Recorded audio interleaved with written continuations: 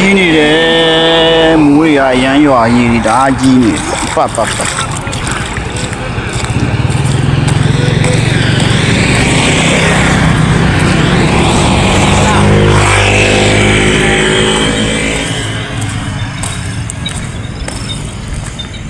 ရေရမ်းကြီးနေတယ်ကားလမ်းမှာ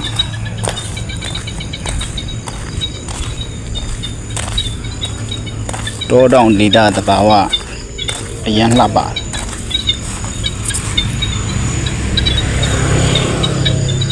ကစုံရလိတ်စားဖို့လိတ်မွေးတာ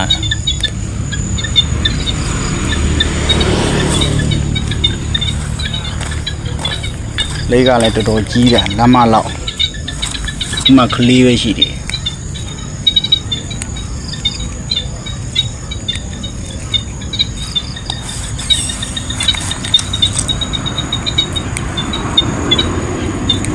ဇင်းရလေးတွေကောင်းတယ်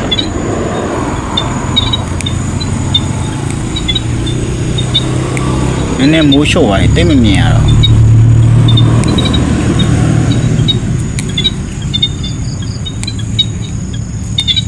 ကြာ